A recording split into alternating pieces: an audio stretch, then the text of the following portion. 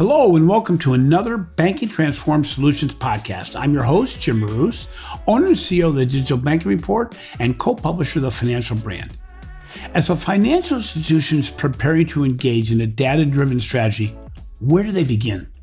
First, it's important to understand that data transformation is a marathon, not a sprint. Successful financial institutions must align themselves around 5 critical keys that will lead them through a holistic, data-driven strategy roadmap. Our guests today in the Banking Transform podcast are Jason White, Chief Information Officer at Berkshire Bank, and Mark Lehrer, VP of Data Analytics for Segmint. We will discuss the development and execution of a truly transformational data-driven business strategy for financial institutions. So welcome to the show today, Jason and Mark. First off, I want to welcome you both to the Banking Transform Solutions podcast, where we discuss industry solutions that can assist financial institutions with their digital banking transformation journey. Before we begin, for those of the audience that are not familiar who both of you are, could you tell us a little bit about your background and your current roles? Jason, you want to start? Sure, absolutely. My current role at Berkshire Bank is Chief Information Officer. I have a wide area of realms under me, everything ranging from infrastructure to IT risk, enterprise project management, electronic banking, and digital platforms. That's where data comes in. That's where our digital transformation exists. And I've been with Berkshire for 3 years now. Prior to that, I was in the same role at Savings Institute Bank and Trust for 25 years. So I have about 30 years of banking experience coupled with technology. And how big is Berkshire Bank? Berkshire Bank is around $11 billion. Okay. And Mark, do you want to talk a little bit about what your background is and your role at Segmint? Yeah, absolutely. And thanks for having me today, Jim. So my name is Mark Lehrer. I'm the Vice President of Data and Analytics here at Segmint. So my team is responsible for essentially bringing in all the data that we get from our financial institution partners and transforming that into the insights that we deliver back to them. So that includes an ETL team. It includes a team of taxonomists and library scientists who are actually the ones with eyes on the transactions every day, putting it into the taxonomy and adding the appropriate metadata, cleansing those transactions. And then our predictive analytics team. So we take all the insights that we develop from that cleansed data and run predictive models. All of that data then feeds into our either delivered back to clients as data or via our marketing automation solution. I've been with Segmint for 2 years now, almost 2 years now. I joined about 18 months ago. Before that, I ran a boutique taxonomy and metadata consulting firm for 18 years. We actually worked with, and Segmint was a client of mine since the first day of Segmint. So I've worked with Segmint for 13 or 14 years, but I've been officially part of the team for 2 years when they acquired my company. Great. You know, for anybody who's listened to this podcast regularly, they know my passion for data and analytics and the application of data and analytics across an organization. Most of them are also familiar with the fact that I believe this is the foundation of a strong digital banking and digital transformation strategy.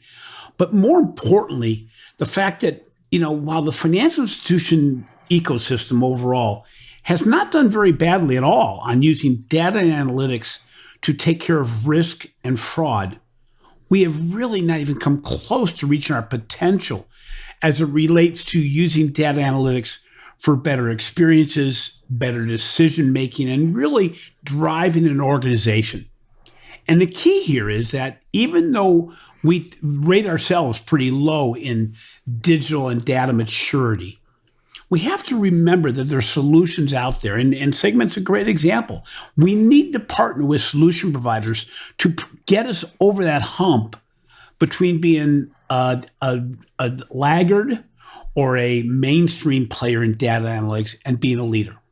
So today we're going to be discussing the 5 keys to success in building a data-driven digital banking strategy. So just as an introduction, these include the auditing and the providing of a broad access to data across the organization. Number 2, establishing business goals that drive a strong data-driven strategy. Number 3, organizing, enriching, and categorizing that data to make it more usable. Number 4, the integration of data for strong decision making. And finally, and just as important as all the rest, is the measurement of results and measurement of how effective your data is. So, as I mentioned before, even thinking about a data-driven strategy, financial institutions need to understand how to access their raw data and what it all entails. Mark, can you speak a little bit to this process? Yeah, absolutely. And I think that speaks to the first point about the audit. And like I said, I've been in the taxonomy and metadata space for 20 years, working with bank data, but also working with clients who wanted to organize their internal documents and make them more searchable, or retailers who wanted to make their product data more findable online. And the common thread, the first thing I always would tell people, you got to start with an audit of the content and the data that you have. And it sounds trivial, but I've had so many conversations with organizations that say, wow, we'd really love to use data. We think data is important, but we don't know where to start. We don't even know what we do with it. And actually looking at the data that you have inside your organization is a great place to start, because you can understand what data assets do we have, what shape are they in, where do they exist, kind of some very trivial things. And that can help you understand and begin to drive the ideation process of, well, what can we actually do with this data? Do we have the data assets that are needed to support the business goals that we might have? Or when we go have a conversation with business users, we're armed with understanding, oh, you want to do this? Well, I think that this piece of data would be really helpful. Or, we understand you'd like to segment your customers, or our customers, by the, as an example, by the interest rate of the loan they're paying, but we don't collect that data anywhere, and we need to start collecting it. So doing that content audit of what data you have, what systems they live in, and probably down the road where you would like that data to be consumed, provides a really strong foundation for putting a strategy in place.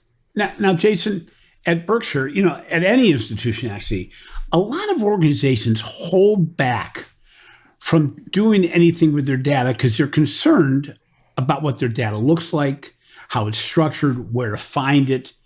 And as a result, this issue is bigger than a bread box. I mean, it's huge. No matter how big your organization is, there's a lot of data. There's a lot of sources of data.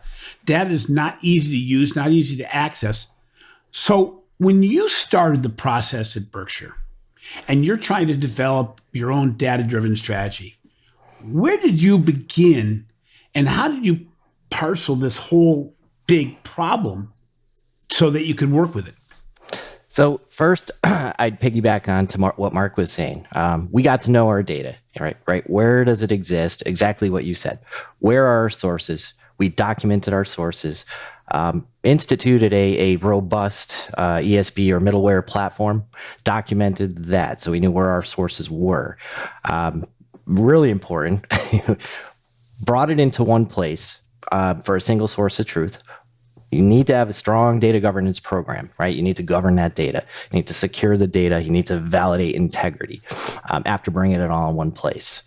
So what we did was part of our best plan is our overall overarching corporate strategy. It's a transformation plan we put in place, took 3 years to put in place. We defined our goals, and then we mapped those goals back to measurable outputs. So going back to those sources of truth, defining our corporate goals, mapping those lines of business goals to the corporate goals, and then taking the technology we built with our integration layer, engagement platform, and map those goals to those various channels and data points. Another thing to throw on here too is, as we're moving into this digital world, fintechs play a big role. So make sure when we partner with fintechs, we're looking at, do they have the right data we're looking for? Can we use that data, and can we bring it into a single platform? So in this whole process, though, a lot of organizations just get stumped at the beginning point because it is huge. Is this a place where third-party providers can help provide guidance, but also can take data that may not look perfect?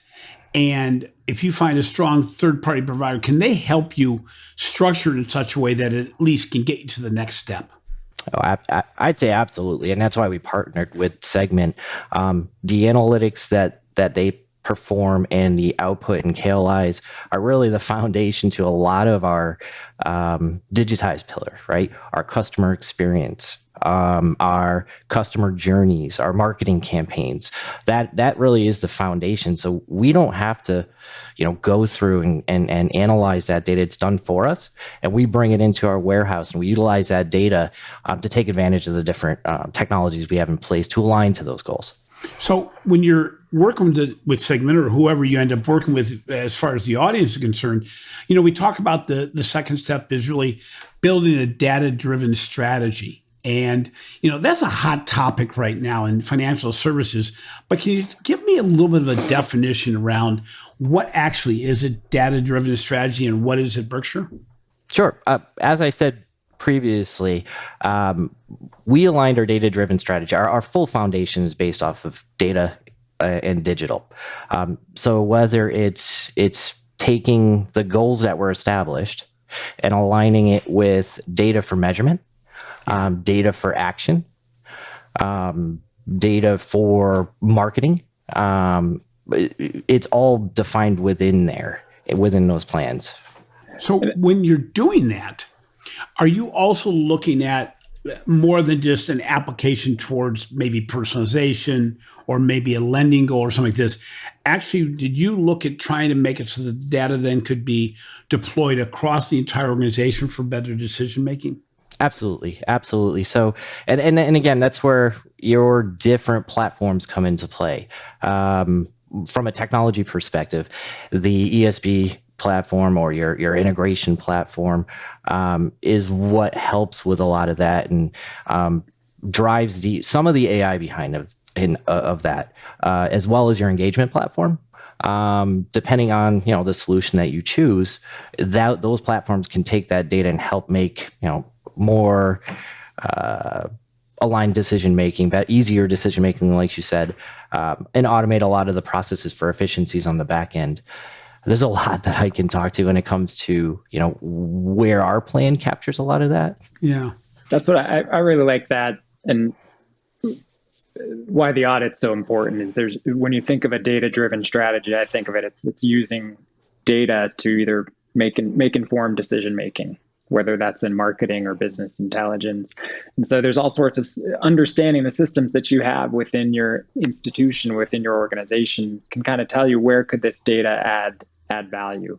So at Segment, we provide an engagement platform or a marketing automation platform that consumes the data that we provide, and clients can create marketing campaigns and deliver messaging on their website or on the open internet based on the KLIs. But we've decoupled the data cleansing that we do into a merchant payment cleansing solution. So we can provide cleansed transaction data that maybe sits into, it could be another marketing automation solution, or it could be in a data warehouse.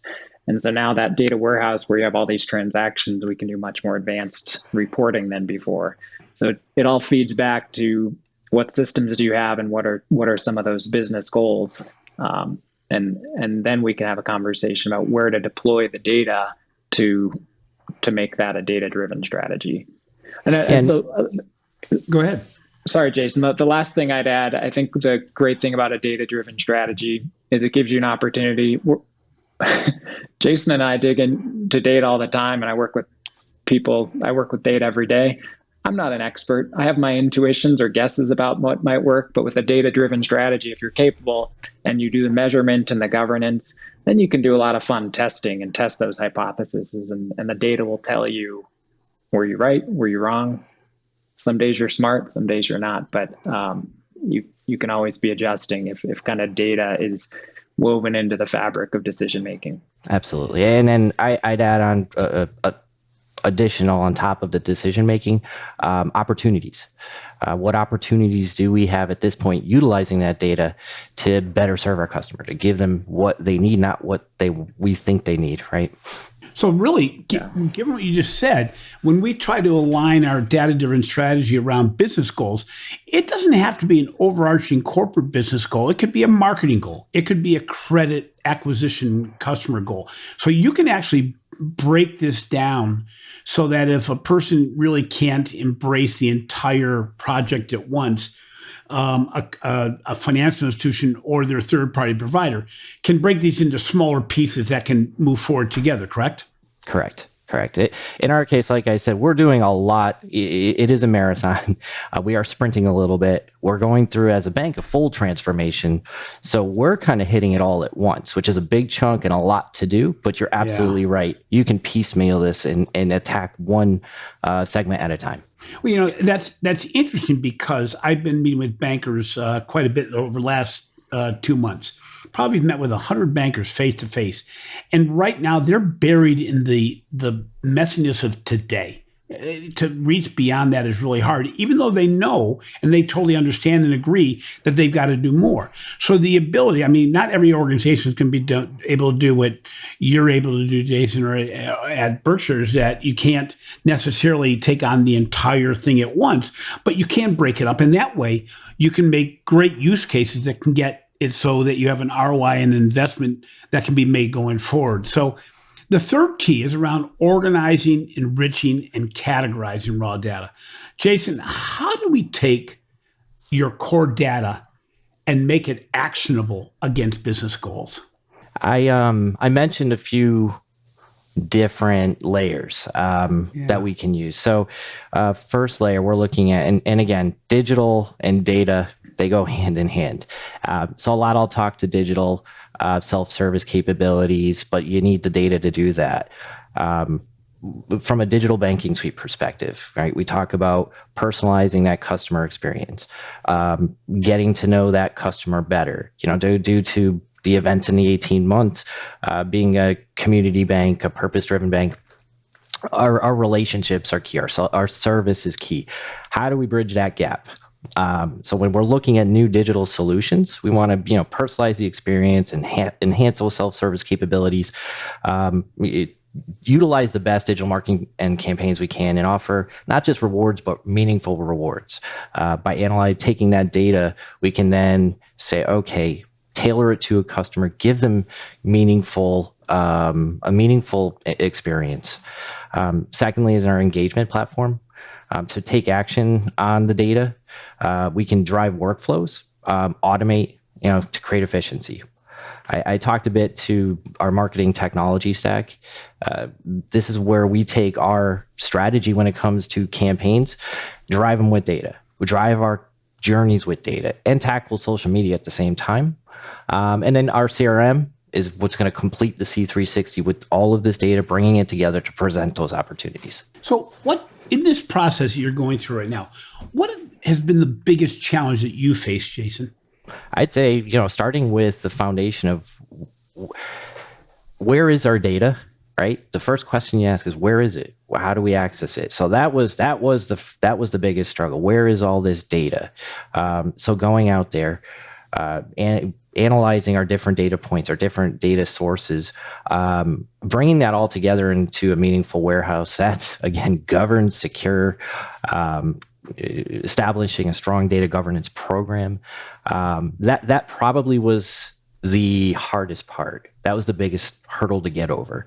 Once you have the data and it's all in one place, you can then pull that, take the goals, and make that data actionable. So Mark, when you're working with customers and potential customers, we've talked about the auditing and having access to that. We've talked about business goals and driving a data-driven strategy. We've talked about organizing, enriching, categorizing the data. And even though these are the foundational parts that actually make the data actionable and usable, and even though every financial institution knows the importance of data, what are the challenges you've seen in getting a potential client to say yes or to move forward? What holds them up? Like to go back maybe a little bit to the cleansing and the organization step. Yeah. I think that is an important one. to build on what Jason said, and it sounds like Berkshire is doing that and Segmint helps, you actually have to look at the data. And so sometimes, and maybe Jim, this ties into your question, sometimes that can be overwhelming. Did we do the audit? Where's the core data? Man, these transactions are really messy. So that's where having a partner to help you, one, understand that we can accomplish this challenge of making the core data actionable, from your account information and loans and lines and your customer file to the transaction data. We can take all that information and cleanse it for you and turn it into meaningful and actionable metadata. We can help our customers because there's a lot of human effort that goes into actually looking at that data. Like I said, I've got a team of 5 library scientists who are every day looking at the data.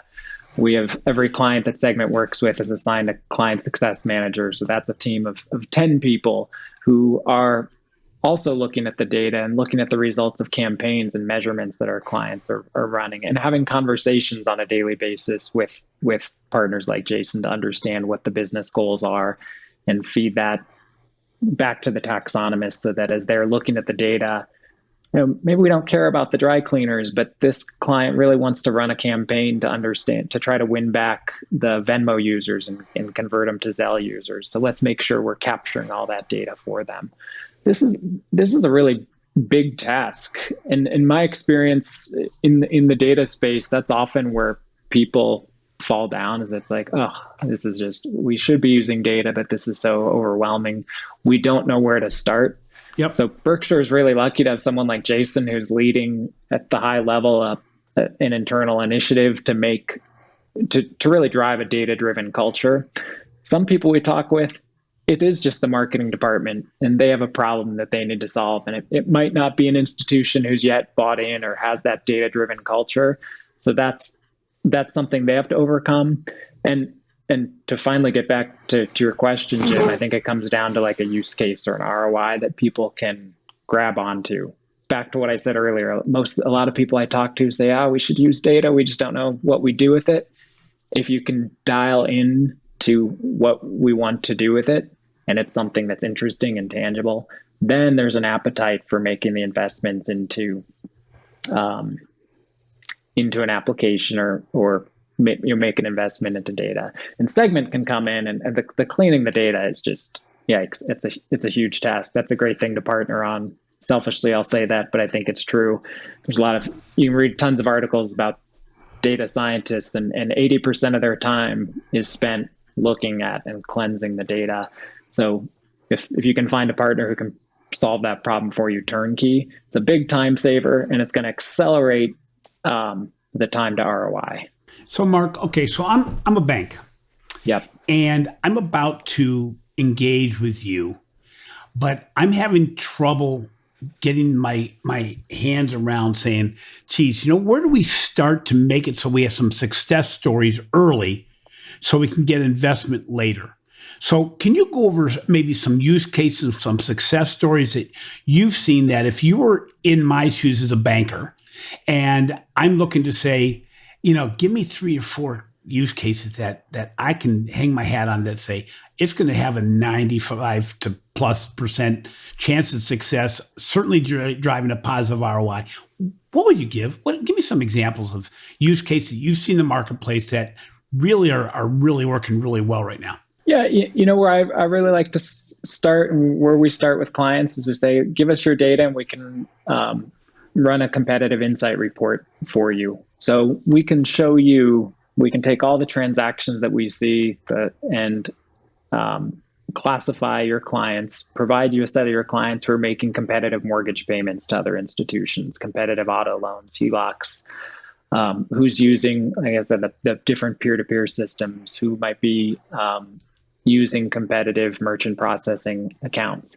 So that's going to give you that's really an opportunity report. It's telling you, here's all the money every month that's flowing out of your organization. So that's a great baseline. And then, and that's often with our marketing automation solution where our clients will begin to create these always on campaigns. Because once we've segmented your client base and we know who's making the competitive mortgage payment to Wells Fargo, you can run a campaign always on targeting members of that, we call them key lifestyle indicators. That's essentially just metadata about the clients. You could have a key lifestyle indicator that says that you're making a mortgage payment to Wells Fargo or Bank of America, but you could have a key lifestyle indicator that says you're a golfer or you like Starbucks. So you can then run an automated campaign targeting those Wells Fargo mortgage holders. And if they like Starbucks, put a cup of coffee in the imagery to personalize it a little bit. But we see the success of those campaigns to be, I can't share the specific numbers, but just heard from a client today where the email open rate on these campaigns for the people we identified was over 30%. And they converted many millions of dollars of account balances that were previously at a competitor to within their institution. So that's just one an example. And the great thing to kind of go to the measurement is because we're monitoring transactions, we can see once someone's no longer paying. We can see in the loan file that someone who received a message to refinance, that they actually opened a mortgage with the institution that we work with. So that's kind of the full cycle attribution. And that proves the ROI. That's a great place for the marketing team to say, hey, look at this. We ran a campaign and look, the people who saw this message or opened the email or clicked on the link, they converted. It actually worked. And the ROI numbers that we're seeing are pretty fantastic. Definitely pays for the solution. This is a great example, Mark, and we talk about it often on the show, is that there are so many opportunities for low-hanging fruit, opportunities to take data that's out there, readily available. And I get frustrated, and the consumer's getting frustrated because the consumer knows you have the ability to see what they're doing. I get frustrated because my personal financial institution doesn't realize or doesn't take notice of the fact that I take money out on a regular basis from my Acorns account, or that I wrote a check and had a direct deposit for a car loan that, geez, when it's 4 years old, you're pretty doggone sure if I bought cars over the last 4 years, every 4 years, I'm about to be in the market for a car. And I even wrote a check as a down payment for a car, never heard back from my financial institution offer me an alternative. And when you do a test drive for a car, they do a credit bureau. They don't, not one that impacts negatively your credit bureau, but basically just to make sure that you can afford what you're looking at. And what's interesting is most institutions don't take advantage of these very simple key elements, as you mentioned, an always-on scenario. So Jason, from your perspective at Berkshire, what are some examples that you've seen of data being able to drive really quick, easy, what I'll call easy results? Everything that Mark brought up, we've layered in to our own technology and our own marketing stack, right? So not only will everything that you even mentioned drive a marketing campaign, it will also integrate through our other channels throughout the bank. And whether you walk into a branch or you're online digital, our roadmap will integrate all those sources together. So it's much more than a marketing campaign. It's, you go into a branch, I see throughout pulling up for Jason White, my customer 360, that, hey, you did do XYZ. You did go out for an auto loan. You did meet all this criteria, that the data that comes in from Segmint.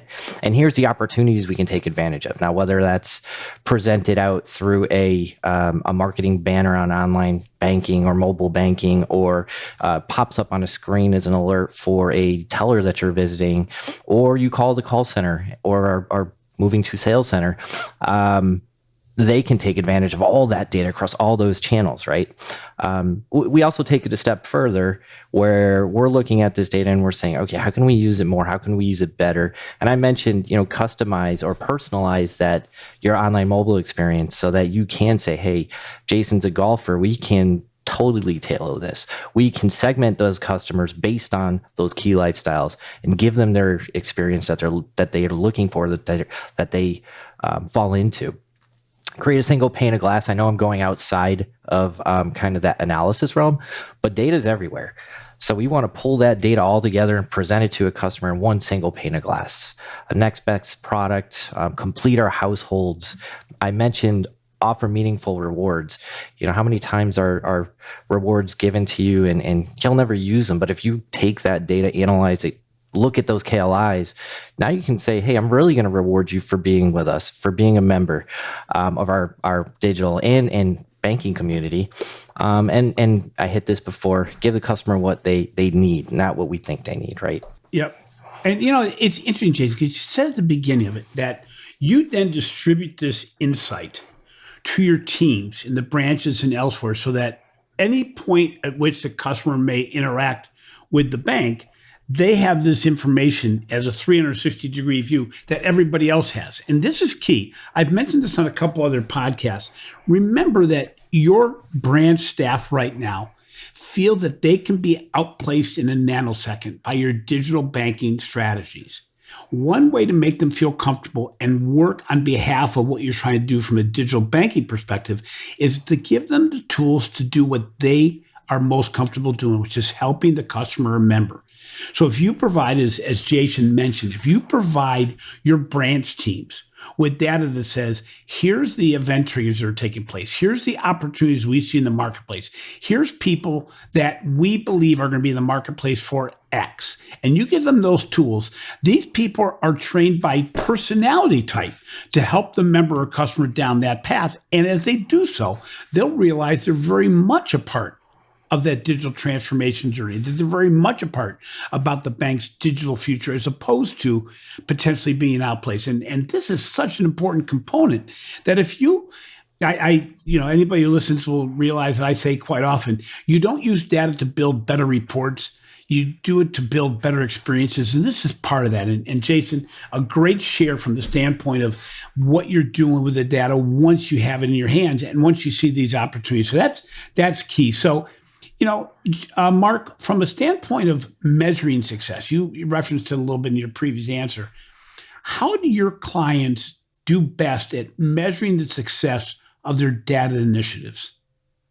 I think, Jim, the clearest example for Segmint and the primary use case would be, again, within our marketing automation solution, where you can actually see the impact of the campaigns you're running. Because again, as the data is flowing back in through Segmint, we know that if that campaign message influenced the accomplishment of a goal, like I said, opening up a refinance or purchasing a CD, the client received a campaign for that, we can actually attribute that product opening to the campaign or the influence. So that's, I would say, kind of the A to B, the shortest line of how people are measuring the impact of our data. Beyond that, when you begin to think about like our merchant payment cleansing solutions or some of our predictive analytics, that's really good to have a conversation with the client, and that's where our client success managers come in to understand what's the business objective to cleansing the transaction. Is it improving your digital experience?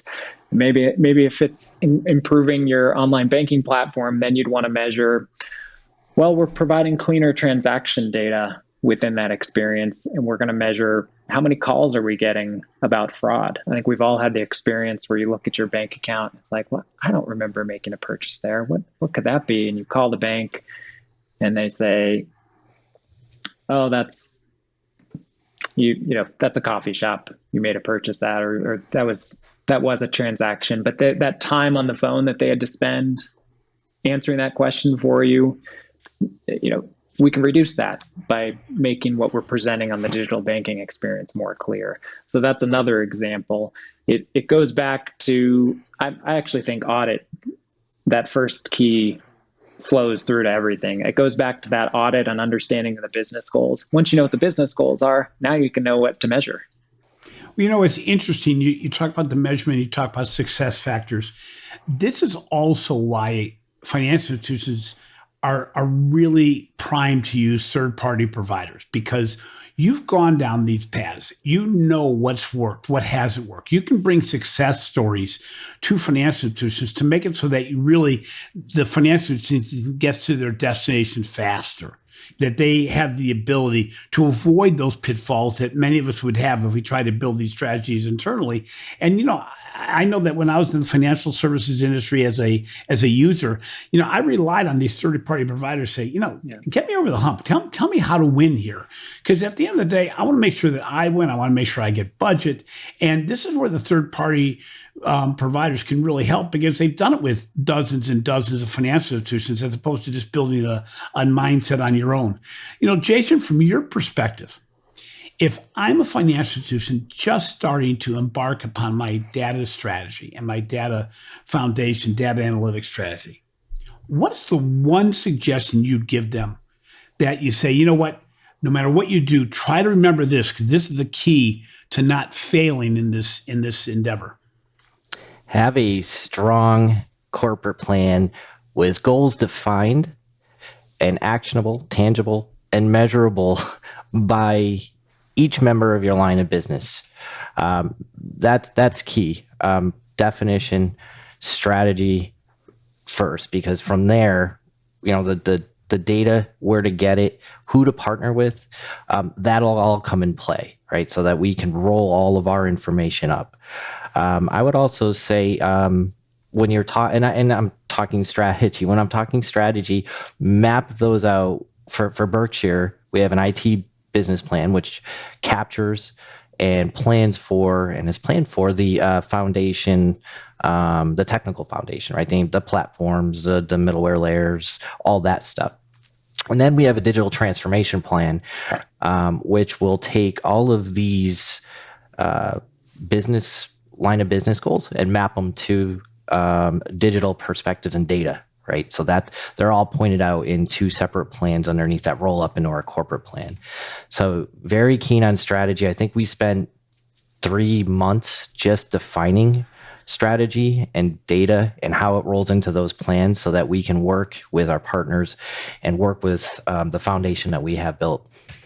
It's interesting, we talk about it a lot of times, that we say, if you don't determine where your destination is, you'll never know if you met it and reached it.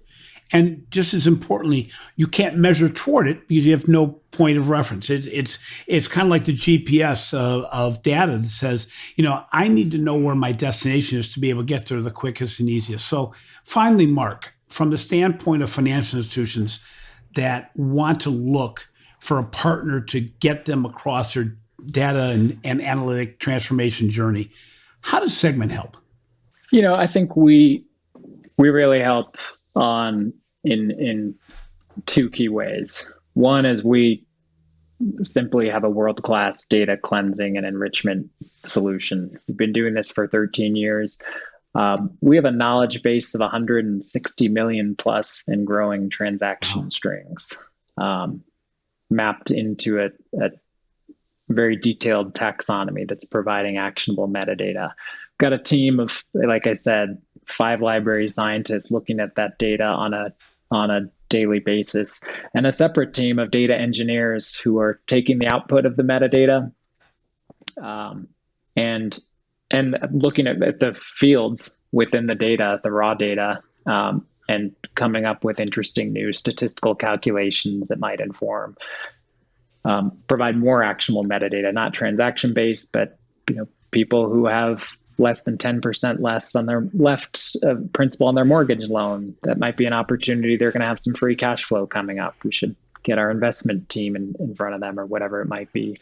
So that's one, is we're just outstanding world leaders in data cleansing and classification. So we can help, again, accelerate that time to ROI. That's a hard capability for institutions to really replicate in-house.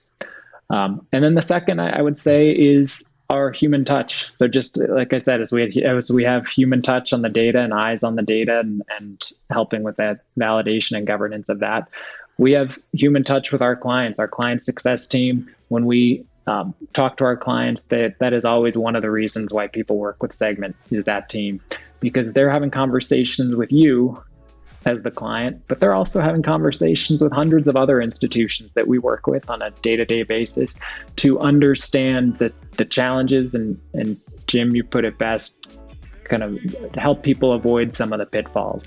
I think every institution that we're working with is facing some of the same challenges. If there's pressures from fintechs, there's pressures from Google or Amazon starting to get their hands into the financial services space.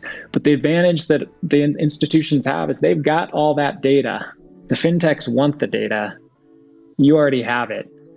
And so we can help make that data actionable and kind of ward off some of those threats. And Jason, maybe it's a good question for you. What, where we've helped you guys. Yeah, as well. I'm nodding my head and I'm giving a smile because I do feel Segmint is an extension of our staff, right? I don't have to have that staff on site.